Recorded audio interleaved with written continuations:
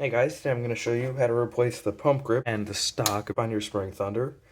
This is the original one, and you got a couple different designs you can put on there. So what you're going to need is two Phillips head screwdrivers. They should both preferably be a number 1, but I only have one number 1. Let's start. If you have rail on top of the blaster, that's going to secure these two parts together that we need to separate.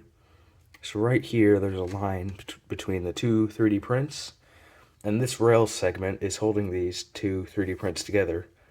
So you're going to have to remove the rail segment that is on the line. That'd be this one.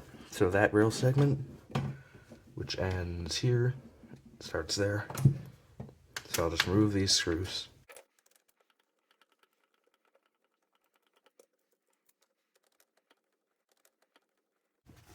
Now this seam here between the two 3D prints is only connected by the two threaded rods that are running through it. And now you've got to remove those. So you have to undo these two things at the front. I don't know what they're called. And if you start spinning them and they're just rotating without coming loose, then all the way back here, there's another pair. So if it's just rotating, you got to hold this one while you spin this one.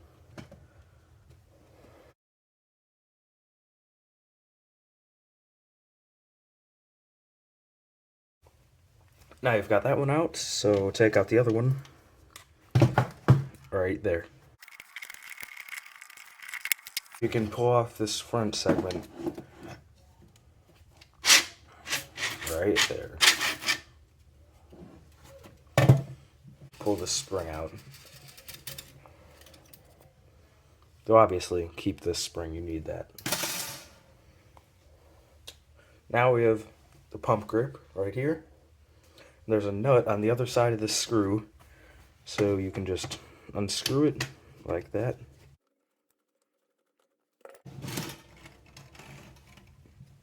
The nut's falling out. Now, flip it upside down, poke this screw out right there.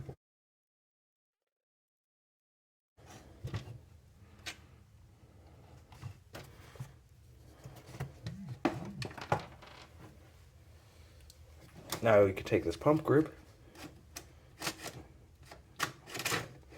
slide it right off. There you go. Now get your replacement one. You can tell which way this goes by looking at this side with the nut and making sure that the other part of the blaster on that side has the side with the nuts. So this goes on like that. And then you have these two slots in the pump grip that your priming bars have to go into. It'll stop when you get to the right place.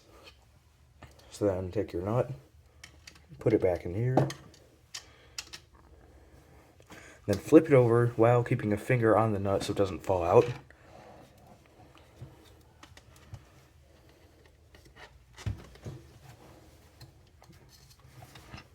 Then take your screw again,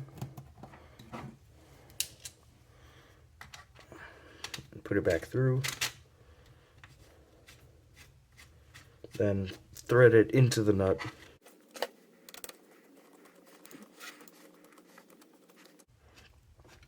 This process shouldn't be different for different versions of the Spring Thunder. I've got the newest kind as of now, the one that just got the plastic priming bar instead of two metal ones. I don't think it should change from version to version though. Now you've got that tightened on, you take this really long spring, put it back in the bottom tube.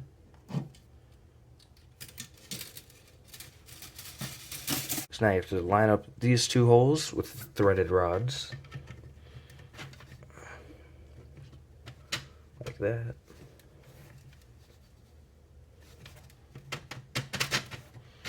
And then this weak spring inside of that hole in the front piece.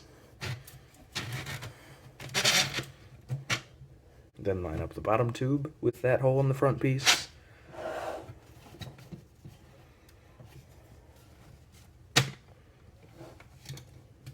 There you go.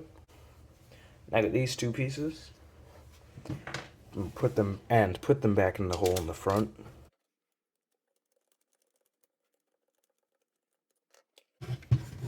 Put the other one back.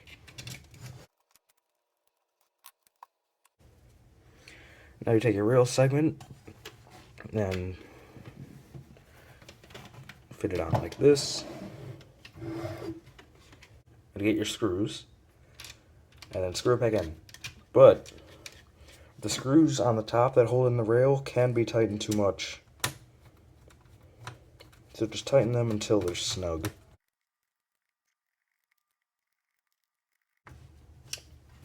That's it.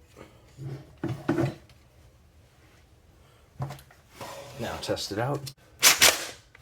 There you go. Now here's how to install the stock on the newer versions. On the older versions you have to remove this back plate, but on newer versions you do not. So here I have it laying down. Take one of the nuts that were included with the stock and drop it into there, and then take the stock, put it where it should go, and see what screw port that is, which is this one. So I'll drop that in there and put that through. Then take a long screwdriver and just find the screw. Then the nut starts to raise up like that. Tighten that all the way. And do this for every other one, really.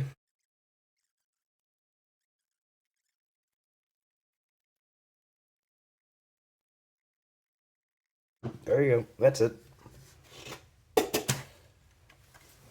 Now you got a very stable stock. And one more thing for watching this long. This here is meant to hold a shell, an extra shell. But if you can find a flashlight of a similar thickness to a shell, you can stick it on right there, and you can have a flashlight on your blaster. Now, thank you for watching.